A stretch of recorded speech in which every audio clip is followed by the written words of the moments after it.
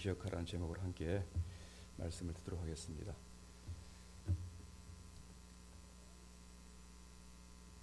여러분, 장래에 대한 소망이 있습니까? 앞으로 10년 뒤, 20년 뒤 우리의 가정은, 나의 삶은 어떤 모습일까? 그리고 우리의 가정 가운데는 가족들, 특별히 우리 이제 부모님 되신 분들, 10년 뒤의 나의 모습은 어떨까? 그리고 10년 뒤에 우리 자녀들의 신앙과 그리고 삶과, 그리고 우리 자녀들이 꾸리고 있는 우리 자녀들의 가족들은 어떤 모습일까? 이런 생각을 좀 해보시죠. 그래서 장래에 과연 우리에게 소망이 있는가?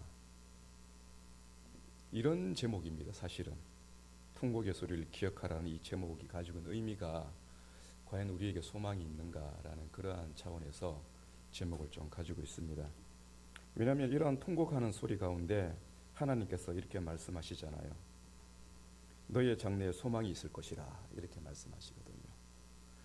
과연 이게 과연 어떤 상황 가운데서 하나님께서 이렇게 말씀하고 계시는가 한번 살펴보도록 하겠습니다. 여러분, 예레미야는 남유다의 마지막 시기를 보내는 선지자이거든요. 예레미야서 여러분 1장 1절부터 해가지고 3절의 그 내용을 보시면 아시겠지만은 시드기야 왕 때, 시드기야 왕은 남유다의 마지막 왕입니다. 그 왕이 포로로 끌려가는 장면을 다 보았고, 그리고 남아있는 유대인들과 함께 애굽으로 끌려갔던 선지자가 예레미야거든요.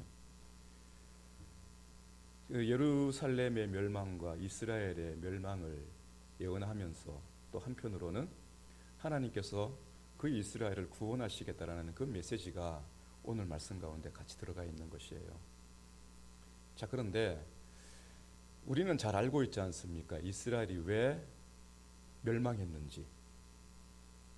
북이스라엘은 이미 벌써 사라졌고요. 남유다만 겨우겨우 명맥을 유지하다가 드디어 시드기야 왕 때 바벨론에 의해서 멸망하게 되거든요. 이제 얼마 남지 않았습니다. 지금 이 글을 기록하고 있는 예레미야이지만은 얼마 되지 않아 이제 남유다가 멸망하게 될 것이거든요. 자, 그런데 이런 멸망하는 이유를 여러분 잘 알고 계시잖아요. 이유가 무엇입니까? 이유가 무엇이죠? 네, 우상 숭배예요.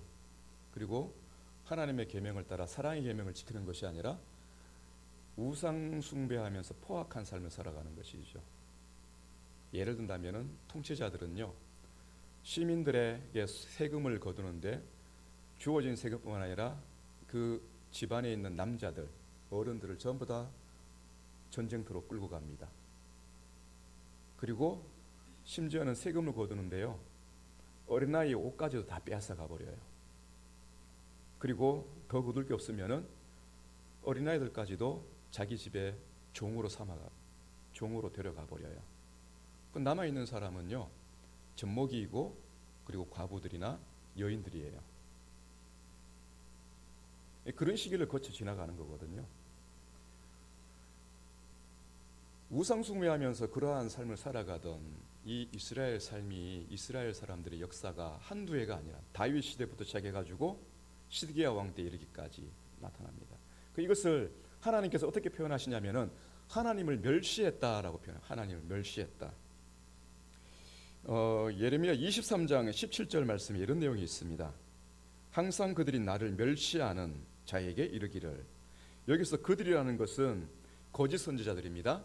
항상 거짓 선지자들이 나를 멸시하는 자에게, 즉 나라는 대상은 누구냐면 하나님이에요. 하나님께서 예레미야를 통해서 말씀을 전하게 하시는데, 거짓 선지자들이 나를 멸시하는 자들에게 이르기를 너희가 평안하리라 여호와의 말씀이라 하며, 또 자기 마음이 완악한 대로 행하는 모든 사람에게 이르기를 재앙이 너희에게 임하지 아니하리라, 이렇게 얘기한다고 합니다. 그 총체적인 난국이에요. 선지자들이 있는데 거짓 선지자들이에요. 그리고 백성들이 있는데 하나님의 이름으로 복을 구하는데 누구에게? 거짓 선지자들에게. 근데 이들이 왜 하나님의 복을 구합니까? 복을 얻기 위한 것이죠. 잘 살기 위해서. 자신들이 가지고 있는 권세와 자신들이 만들어 놓은 그 질서, 사회적인 질서, 그것을 유지하기 위해서 선지자들에 가서 비는 것이거든요. 그들을 하나님께서 보시기에는 어떻게 표현하냐면은 하나님을 멸시하는 자들이다, 그렇게 얘기를 합니다. 근데 이 하나님을 멸시하는 자들이 선지자들에게 가서, 거짓 선지자들에게 가서 하나님의 말씀, 애언의 말씀을 구할 때 이 거짓 선지자들이 어떻게 합니까? 걱정하지 말아라. 하나님께서 너희들에게 복을 주실 것이다. 재앙이 없을 것이다. 이렇게 얘기를 한다는 것이죠. 이것이 망해가는 이스라엘의 전반적인 모습이에요. 그래서 에스겔에도 이렇게 나타나 있습니다. 에스겔 선지자는 누구이냐면은 포로로 끌려간 선지자이거든요. 예레미야 시대를 지나서 포로에 끌려가 있을 때 그때 하나님께서 에스겔을 부르셨고 그에게 말씀을 이렇게 주신데 이런 내용이 있습니다. 나주 여호와가 이같이 말하노라. 내가 맹세를 멸시하여 언약을 배반하였은즉 내가 내 행한 대로 내게 행하리라. 네가 맹세를 멸시하였다는 겁니다. 여기서 너라는 존재는 누구입니까? 너라는 대상은 이스라엘을 가리키고 있는 것이거든요. 이스라엘 너희가 나의 맹세를 갖다가 멸시했다라는 것이, 하나님을 멸시했다라는 이것을 또 풀어쓰고 있습니다. 맹세를, 하나님의 맹세를 멸시했다라는 겁니다. 하나님이 그런 약속을 지킬 수 있을까라는 거예요. 하나님은 그 약속을 우리에게 지킨 적이 없다라는 것이, 하나님이 언제 우리를 구원해 주셨냐? 하나님 우리에게 언제 복을 주셨느냐? 이런 얘기를 하는 것이거든요. 그 과거에 이스라엘의 역사에 기록되어 있는 하나님께서 조상들과 함께 하셨던 그 구원의 일들을 다 잊어버리고 있는 것이에요. 왜 잊어버리고 있는 것입니까, 여러분? 잊어버린 이유가 한 가지밖에 없잖아요. 왜 그렇습니까? 하나님의 말씀을 배우지 않기 때문이에요. 객관적인 사실을 그 머릿속에 담아두지 않으니까 엉뚱한 소리를 하고 있는 것이죠. 그 시대에, 자기들이 살고 있는 그 시대에 전쟁에 패하고 포로로 끌려가니까 언제 하나님이 우리를 보호해 주셨고 하나님이 언제 우리를 구원해 주셨습니까? 이렇게 얘기하는 거예요. 그게 하나님의 맹세를 멸시하다라는 그 내용이라는 거거든요. 자신들의 잘못을 깨닫지 못하는 것이죠. 그러면서 어떻게 합니까? 하나님께서 네가 나에게 행한 대로 내가 너에게 행할 것이다. 말하자면 이스라엘, 네가 나 여호와 하나님을 멸시한 것처럼 나도 너희들을 멸시할 것이다. 좀 보태 설명하면은 이방인들이 너희들을 멸시하게 될 것이다, 이런 얘기예요. 하나님께서 그렇게 하게 만드시겠다는 겁니다. 그 결과가 무엇입니까? 포로로 끌려가는 것이거든요. 야, 너희들이 하나님이 어디 있느냐? 너희들의 하나님이 죽었다. 너희들도 이제 우리의 손아귀에 죽은 목숨이다. 그 멸시하는 것이죠. 그렇게 되었다라는 것이에요. 자, 문제는요,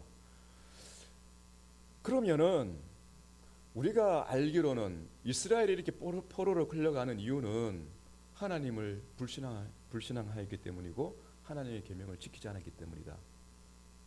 또 다른 표현을 하면 하나님을 멸시했기 때문이다. 하나님께서는 맹세를 지킨 적이 없다라고 했기 때문이다. 그죠?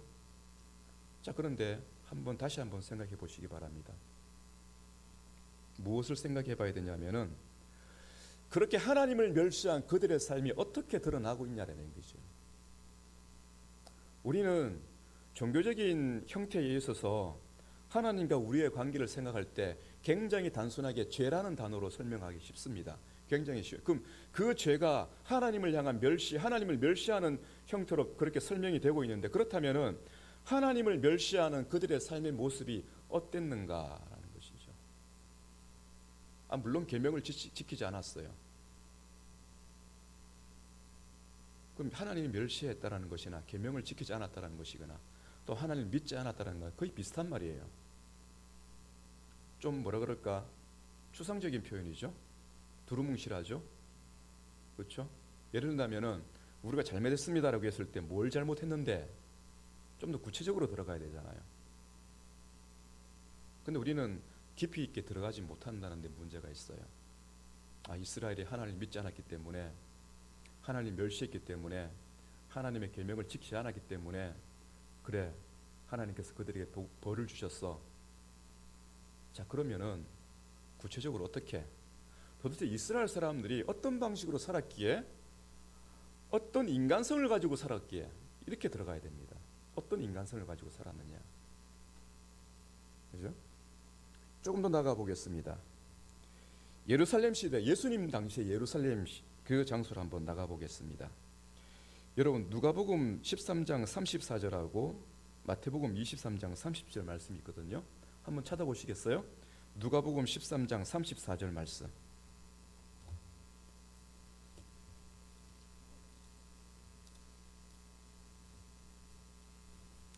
누가복음 13장 34절입니다.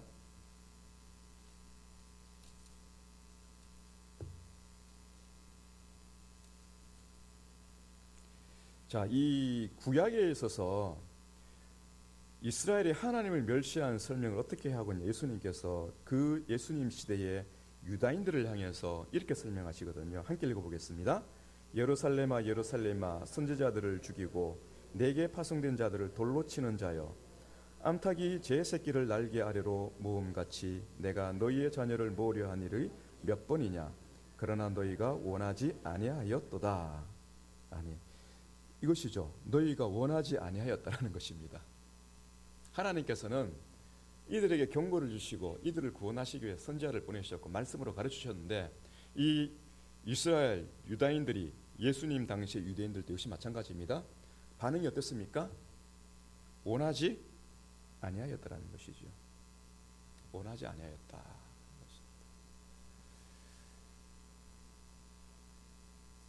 조금 더 나가 볼까요? 근데 이러한 원하지 아니한 모습을 예수님께서 보실 때에 이 예수님의 그 심정이 나타나 있는 곳이 있는데, 그것이 어디냐면요, 누가복음 19장 41절 42절이에요. 한번 보시죠. 누가복음 19장 41절과 42절입니다.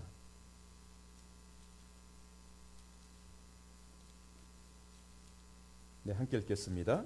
가까이 오사 성을 보시고 우시며 이르시되 너도 오늘 평화에 관한 일을 알았더라면 좋을 뻔하였거니와 지금 내 눈앞에 숨겨졌도다. 아멘.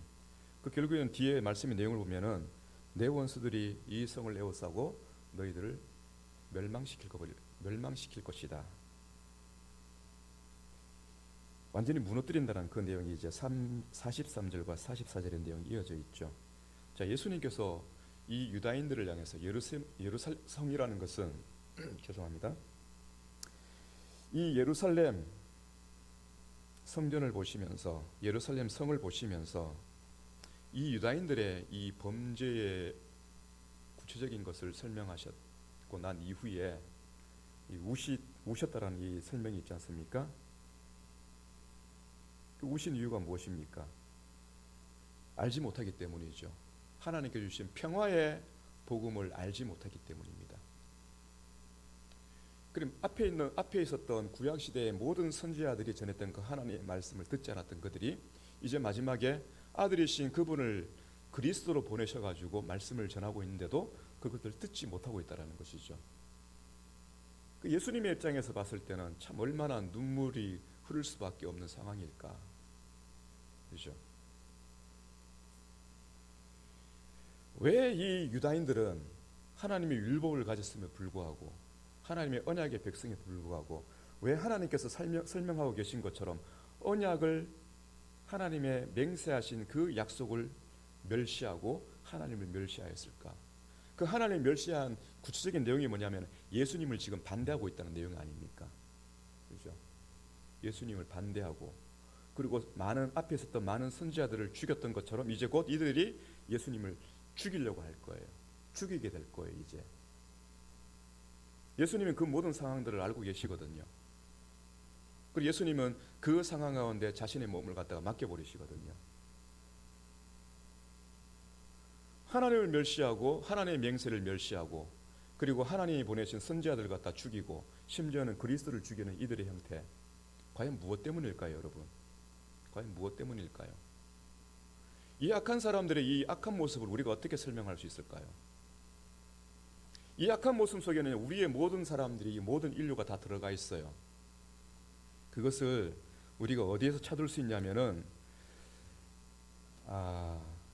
이 누가복음에 보면은요, 그러한 좀 이 뒤에 예수님이 우시고 난 뒤에 설명이 된 부분이 있는데요. 베드로를 통해서 그것을 볼 수가 있습니다, 여러분. 베드로를 통해서 이 예루살렘 성 안에 있는 유대인들이 예수님이 죽이려고 모의를 하고 계획을 꾸미잖아요. 그 예수님을 이제 죽이려고 하거든요. 그 상황 가운데 있는 베드로의 모습입니다. 자, 한번 보겠습니다. 누가복음 22장 61절과 62절의 내용을 한번 보시죠.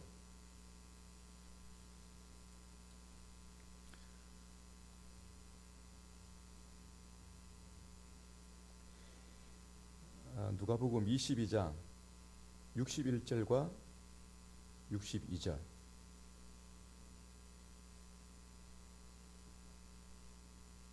예, 한번 보겠습니다. 읽겠습니다. 시작.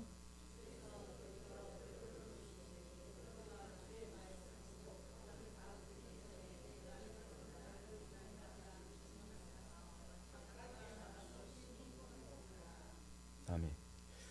베드로가 왜 예수님을 3번 부인했을까요? 우리는 이렇게 생각하잖아요. 간단하죠. 예수님을 믿지 못했기 때문에, 용기가 없어서, 그죠? 이렇게 간단하게 설명할 수 있어요. 근데 그러한 상황이 만들어진 이유를 좀 알아야 되거든요. 베드로가 왜 자기가 말한 대로 내가 죽는 한이 있더라도 예수님 곁에서 예수님을 지키겠습니다, 맹세했지 않습니까? 저는 절대로 예수님을 떠나지 않겠습니다, 맹세를 했잖아요. 그죠? 근데 왜 베드로가 예수님을 3번이나 부인했을까?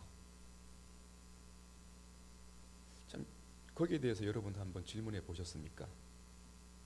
그러면서 무언가를 깨달았는데 밖에 나가서 심히 통곡을 하더라고 합니다.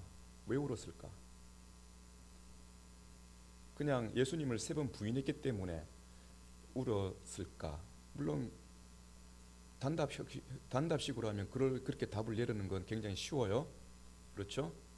예수님을 부인하지 않는다고 내가 분명히 맹세했는데, 내가 혀를 깨무는 한이 있더라도 내 말을 지키겠다고 내가 맹세를 했는데, 우리식으로 얘기한다면, 그죠? 심히 통곡했다라 얘기예요. 왜 그랬을까? 제가 처음에 여러분들에게 말씀드렸죠. 왜 이스라엘 사람들은 포로로 끌려갈 수밖에 없는가? 그 죄가 도대체 무엇인가? 그들이 하나님을 멸시했던 그 이유가 무엇인가? 예? 그들이 왜 하나님을 멸시하고 하나님의 맹세를 멸시하고 하나님이 보낸 선자들을 죽였는가? 죽여야만 했는가? 왜 그런가? 이 답을 여러분 찾지 못하면요, 여러분, 우리가 믿음이 없는 이유를 알지 못하는 것이고요, 우리가 믿음이 없다 했을 때 그냥 우리의 의지로만 생각하기 쉬워요. 내가 의지 없기 때문에 믿음이 없는 것이에요.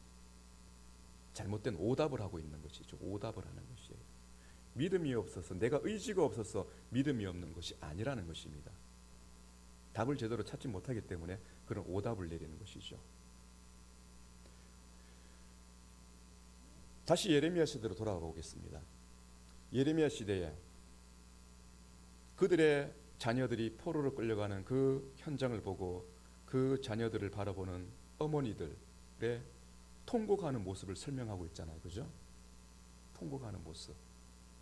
그 통곡하는 그 울부짖는 그 부르짖음 속에서는요, 물론 자식들이 포로로 끌려가는 그 안타까움, 죽은 것 같은 그 심정, 이제 더 이상 볼 수 없잖아요. 소망이 없잖아요. 죽든지 돌아오지 못하든지, 거기서 살더라도 평생 동안 종으로 살다가 노예로 살다가 죽는 거거든요. 인간 이하의 취급을 받으며 살다가 죽는 거예요. 팔려다니면서. 그렇게 생각할 수밖에 없어요. 더 이상 다시 만나는 기약이 없습니다. 또 한편에 그 예통의 의미가 있어요. 그들의 애통의 또 다른 의미에는요, 이런 것이 있습니다. 우리가 이제까지 하나님께 잘못 살았구나. 하나님을 멸시했던 그 과거의 일들이 떠오르겠죠. 그래서 하나님께서는요, 걱정하지 마라. 장래에 소망이 있다. 이유가 무엇입니까? 내가 너희들의 자녀를 이 지경, 여러분 지경이 의미하는 바가 무슨 뜻인 줄 아십니까? 하나님께서 기업으로 주신 약속의 땅에 의미가 있는 것이거든요. 내가 너희들에게 준 약속의 땅, 이곳으로 너희들이 기업으로 받았던 이 땅, 이곳으로 너희들의 자녀를 돌아오게 내가 해주겠다. 자, 그렇게 하나님께서 선지자를 통해서 말씀하시면서 그 하나님의 속에 있는 그 감정이 있는 표현을 하시잖아요. 어떻게 표현하십니까? 어떻게 표현하냐면은 20절 말씀이죠. 내가 그를 책망하여 말할 때마다 깊이 생각하노라. 그러므로 그를 위하여 내 창자가 들끓으니 내가 반드시 그를 불쌍히 여기리라. 책망할 때마다 하나님께서 무슨 생각을 하셨을까요? 이 말을 듣지 않는 이 나쁜 녀석들, 이렇게만 생각했겠습니까? 그렇죠. 안타까움이죠. 깨닫지 못한 안타까움.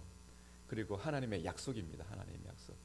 너희들이 말을 듣지 않을 때마다 내가 너희들에게 맹세한 그 약속을 내가 반드시 지키겠다는 하나님의 맹세의 약속을 하나님이 기억하시거든요. 그러면서 내 창자가 들끓으니. 여러분, 부모가 가장 괴로워하는 순간이 언제입니까? 자녀가 먼저 죽었을 때죠. 그죠? 자녀가 먼저 죽었을 때. 어쩌면은 이 자녀들이 포로로 끌려가는 이 모습을 지켜보는 부모들의 그 심정보다도 하나님의 그 심정이 더 괴롭게 느껴지는 그 내용이거든요. 자, 다시 한번 질문 던져보겠습니다. 도대체 그렇다면 이스라엘 사람들 뿐만 아니라 예수님 시대 유다인들은 왜 하나님을 멸시하였는가? 다시 베드로의 그 순간으로 돌아가 보겠습니다. 여러분, 왜 베드로가 세 번 부인했는가? 믿음이 없어서. 그건 오답이에요. 물론 믿음이 없는 이유도 있지만 그 상황을 이길 수 없는, 자신의 가지고 있던 그 믿음이 아니라는 것을 확인하게 되는 그 조건이 있어요. 그게 뭐냐면은 그 베드로가 붙잡혀 끌려가는 그 예수님을 지켜보는 가운데 그 대제사장의 집에 들어갔을 때 여종들에게 질문을 2번 받죠. 너도 그 사람을 따르는 사람이 아니냐? 첫 번째 여종이 질문을 합니다. 그때 마태복음에는요, 베드로가 첫 번째 대답을 이렇게 합니다. 무슨 말인지 모르겠다 얘기합니다. 나는 그를 모른다. 그 자리를 피합니다. 2번째 다른 여종이 와가지고 또 얘기를 합니다. 너도 그 사람을 따르는 사람이 아니냐라고 물었을 때 베드로가 이렇게 얘기합니다. 맹세하고 부인하며. 맹세하고, 좀 더 강조를 하죠. 모른다가 아니라 맹세한다며. 맹세하고 부인하면서 그를 모른다. 3인칭으로 전혀 관계없는 사람으로 일컫는 것이죠. 그를 모른다 얘기를 합니다. 그리고 자리를 옮깁니다. 세 번째, 여러 사람이 그에게 묻으면 너도 그와 함께한 도당이 아니냐? 무리 가운데 함께 있었던 사람이 아니냐? 이렇게 여러 사람이 묻습니다. 그때 베드로가 어떻게 한 줄 아십니까? 혹시 아시는 분 계십니까? 그렇죠. 저주하며 맹세하며 그 사람을 알지 못한다. 맹세하며 앞에 뭐가 있습니까? 그를 저주했다는 얘기예요. 그럼 베드로의 모습을 한번 보십시오. 지금 베드로가 자기가 원래 있어야 될 자리가 어디입니까, 여러분? 예수님을 인정하는 자리가 되어야 되잖아요. 그죠? 나는 그를 알고, 나는 그가 하나님의 아들이시고, 그가 나의 스승이신 그 예수님이 그리스도이시고 하나님의 아들이시고 하나님의 시한 것을 나는 믿는다. 이렇게 얘기해야 되잖아요. 근데 베드로가 그렇게 하지 않고 있지 않습니까? 어떻게 되고 있어요? 점점 예수님을 죽이려 하는 사람들과 똑같은 모습으로 바뀌어가고 있는 것이에요. 자, 이걸 잘 보십시오. 베드로는요, 믿음이 없는 것이 아니라 믿음이 없는 상태가 이렇게 나타나고 있는 것이에요. 믿음이 없다라고 단적으로 이게 단답식으로 하면은 오답이라 그랬죠. 제가 뭡니까? 믿음이 없는 예수님을 죽이려고 하는 사람들과 똑같은 인간상으로 점점 바꿔져 가고 있는 것이에요. 모른다에서 맹세하면 모른다. 더 나아가서 저주하면서 맹세하고 모른다. 말하자면은 예수님을 죽이고 싶은 그 사람들하고 똑같은 위치에 서게 되는 것이에요. 자, 이것을 뭐라고 하냐면은 집단적 폭력이라고 합니다. 그 사회과학적인 용어예요. 사람들은요, 자신들의 질서를 지키고 자신들이 가지고 있는 그 세력을, 권세를, 그 권위를 유지하기 위해서 있지 않습니까? 뭔가 새로운 어떤 질서를 요구하고 새로운 어떤 힘을 요구하는 그 사람이 등장하게 되면은 암묵적으로 서로 동의하게 됩니다. 누군가가 저 사람은 잘못되었다고 얘기하면 똑같이 잘못되었다고 얘기를 하게 돼요. 이건 실험적으로 밝혀졌어요. 집단적 폭력, 종교적으로 얘기한다면요, 그리스 신화에 나오는 바카스 신을 숭배하는 그 내용이라든지, 아니면 힌두교에 나오는 그 힌두교 신을 숭배하는 그 신앙의 내용이라든지, 미신을 숭배하는 모든 종교들이 이러한 측면에 있다라는 것이에요. 자신들이 가지고 있는 공동체의 질서와 그리고 권위를 무너뜨리는 그 무언가가 누군가가 생겨나게 되면요, 우리의 질서와 우리의 권위와 또 우리의 평화와는 맞지 않다. 지금 왜 우리 사회가 병들어 있고 지금 우리 사회가 왜 사람들이 분노하고 불안에 떨고 두려워하는가? 왜 우리가 믿는 신이 우리에게 비를 내려주지 않고 왜 우리가 믿는 신이 우리 가운데 지금 전쟁을 마주하면서 우리가 멸망할 수 있는 이 지경에 와 있게 되었는가? 그것을 어디에 돌리냐면요, 한 사람의 희생을 요구하는 제물로 바쳐지는 그 사람에게로 돌리게 됩니다. 누군가가 죽어야 된다는 것이죠. 지금 이 유대인들이 그렇다라는 것이에요. 전에도 설명드렸지만은 여러분, 이 집단적 폭력을 일으키는 그 중심에 있는 사람이 누군지 아십니까? 대제사장들이에요. 대제사장들. 예수님을 죽이려고 모의했을 때 요한복음 11장 50절에 보면은요, 이렇게 대제사장 가야바가 이런 예수님을 죽이려고 하는 의논을 하면서 이런 생각을 제시합니다. 제가 읽어드리겠습니다. 요한복음 11장 50절. 한 사람이 백성을 위하여 죽어서 온 민족이 망하지 않게 되는 것이 너희에게 유익한 줄을 생각하지 아니하는도다. 마치 당연한 것처럼 얘기하고 있잖아요. 한 사람이 죽어서 우리 모든 민족이 평안하면 되지 않느냐? 왜 그걸 생각하지 못하느냐? 지금 이런 이야기거든요. 이 앞에 무슨 얘기가 있냐면은, 만약에 이 예수라는 사람을 통해서 많은 사람들이 예수라는 사람을 따르게 된다면은 저 로마 군대가 우리를 갖다가 공격하고 우리 민족을 다 없애버릴 거야. 바로 이런 내용이 있거든요.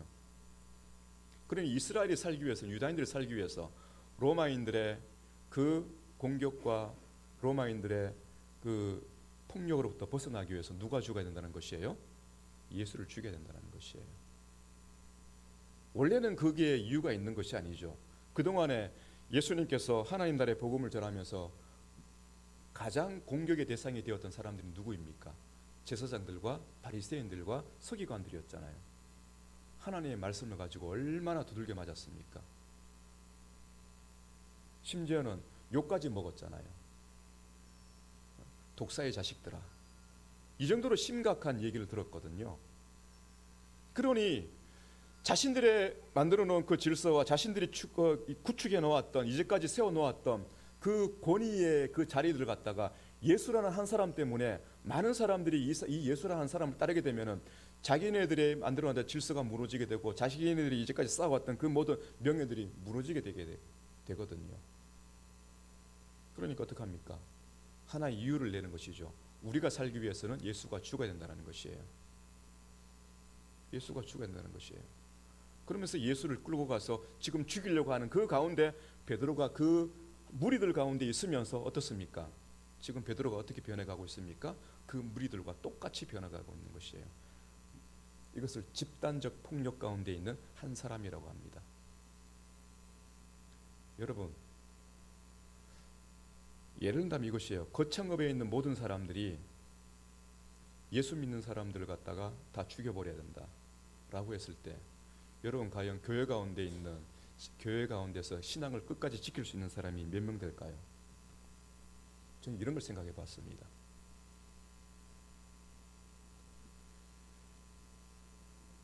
대부분의 사람들은요, 필연적인 것일 수밖에 없어요. 예수님을 부인하는 일들이 많을 거예요.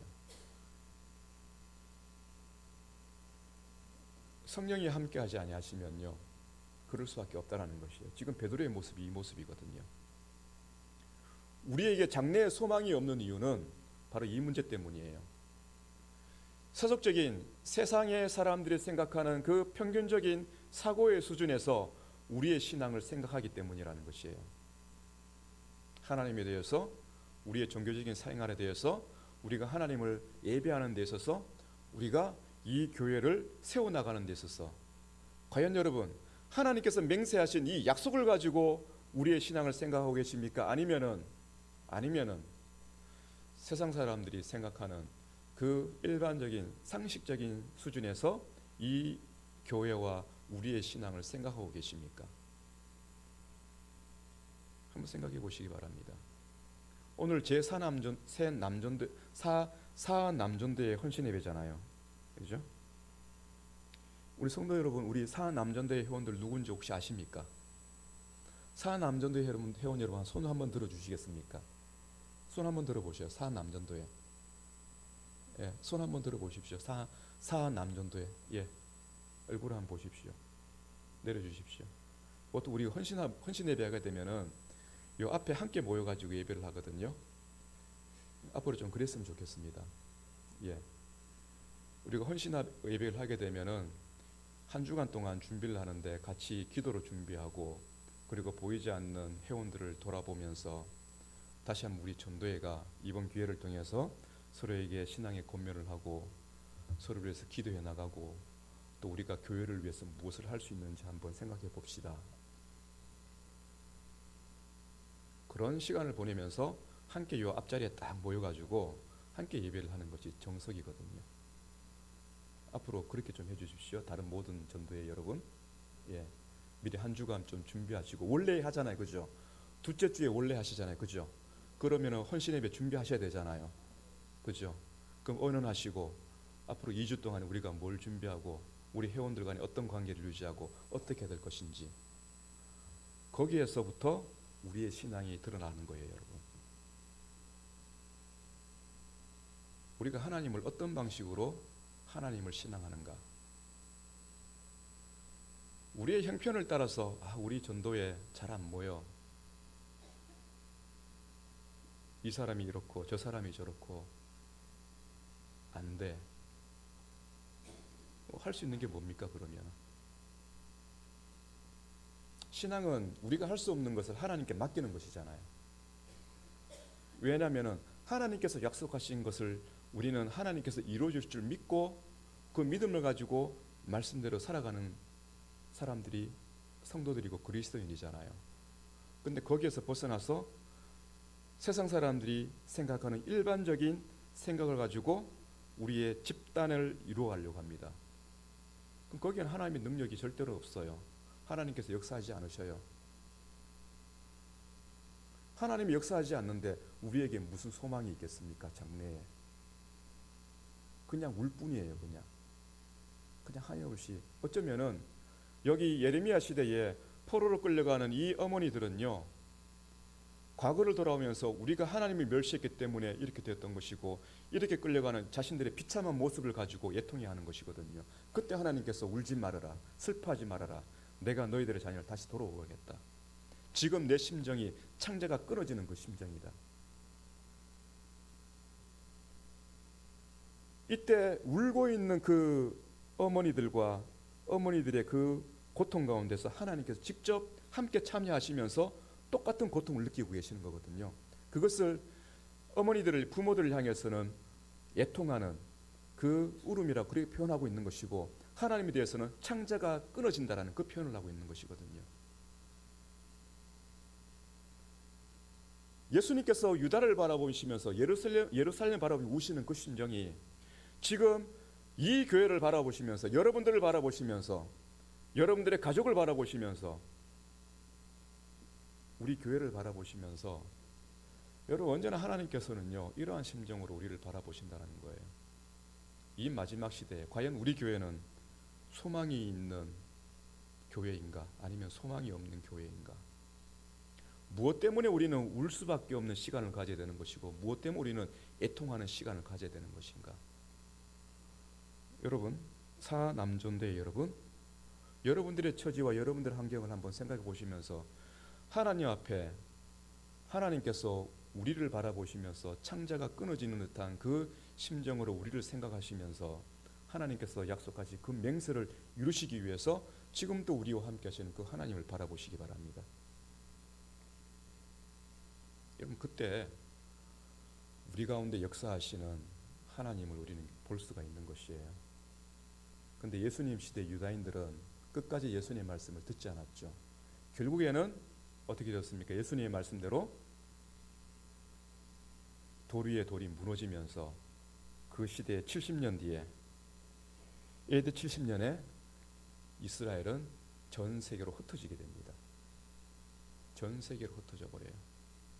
1945년 2차 세계대전이 끝나고 이스라엘이 그 땅에 돌아오기 이전까지는요, 예수님 시대부터 시작해가지고 AD 70년부터 시작해가지고 1945년 그들이 이스라엘 나라의 이름으로 그 팔레스타인 지역에 모이기 이전까지 그들은 세계 곳곳에 흩어져서 살게 되는 것이에요. 얼마나 비극적인 상황입니까? 교회도 역시 마찬가지입니다, 여러분. 교회도요, 이 하나님께서 이스라엘이 예통해하고 하나님께서 창자가 끊어지듯한 그러한 슬픔을 가지고 당신의 백성을 보시는 그 과거의 일들을 우리가 기억하지 않으면은 우리가 왜 하나님 앞에서 애통해야 되는지 알지 못하는 시대를 살아갈 수밖에 없다라는 것입니다. 여러분, 베드로와 같은 똑같은 삶을 살지 마십시오. 예수님을 3번 부인하는 것은 믿음이 없어서가 아니에요. 똑같이 예수님을 죽이려고 하는 사람들과 똑같은 사람이기 때문에 그 자리에 있는 것이에요. 왜? 그에게는 아직 성령께서 함께하지 않으시기 때문에. 예수님을 부인하는 자리에 서는 것이 아니라, 그죠? 예수님을 인정하고 예수님을 나의 주, 나의 하나님, 나의 그리스도로 고백하신다면은 하나님과 같이, 예수님과 같이 그 우는 자리에서 우리들의 상황을 갖다가 한번 바라보시면서 우십시오. 왜 우리가 이러한 상황까지 처하게 되었는지, 왜 우리가 이러한 상황한테 은혜가 없는 상황까지 있었는지, 왜 우리가 이렇게 아무것도 할 수 없는 전도회가 되었는지. 사남존대뿐만 아닙니다. 모든 존대 여러분 마찬가지입니다. 애통의 시간을 기억하시기 바랍니다. 하나님께서 창자가 끊어지듯한 그 심정으로 당신의 백성을 바라보시는 그 순간을 기억하시기 바랍니다. 예수님께서 예루살렘을 바라보시면서 우시던 그때를 기억하시기 바랍니다. 그때를 잊어버리게 되면요, 우리는 베드로와 같이 예수님의 보내신 그 성령이 오시기까지, 예수님이 죽으시기 전 그 예수님을 죽이려고 했던 그 사람들과 같은 똑같은 모습으로 살아가는 가운데 살아갈 수밖에 없는 우리라는 것을 여러분 반드시 기억하십시오. 기억하시기 바랍니다. 우리의 입술에서 우리가 하나님을 찾고 하나님의 도움을 구하지 않고 하나님의 그 슬픔의 그 심정을 기억하지 않는다면 우리는 베드로와 같이 될 수밖에 없어요. 성령이 임하시기 전에 베드로의 모습. 사랑하는 여러분, 통곡의 소리를 기억하십시오. 하나님께서는요, 성령을 보내주셔서 이 어떠한 고난과 고통 속에서 신앙의 환난과 그 고난 속에서 하나님을 인정할 수 있도록 살아갈 수 있도록 도우신다고 하셨습니다. 그것이 예수 그리스도를 통해서 우리에게 보내신 성령의 은혜입니다.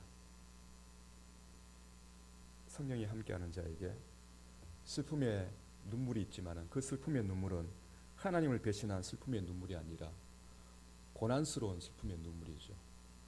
인내할 수밖에 없는 그 시간을 보내면서 흘릴 수밖에 없는 그 슬픔의 눈물. 그것은 얼마든지 흘려도 괜찮습니다. 그런데 하나님을 배반하고 난 뒤에 애통해하고 있는 그 베드로의 눈물을 흘리지 마십시오. 흘리지 마시기 바랍니다. 아무쪼록 이 말씀을 기억하시는 가운데 여러분 전도회가 다시 한 번 더 하나님의 은혜 가운데 바르게 세워줄 수 있는 전도회가 되시길 바라고, 하나님의 능력이 여러분 전도회와 함께 하셔서 여러분들의 장래에 소망이 있고, 그리고 여러분들의 전도회를 통해서 우리 열린교회를 든든하게 세워나가시는 그 하나님의 복이 함께 있기를 주님의 이름으로 축복합니다. 기도하겠습니다.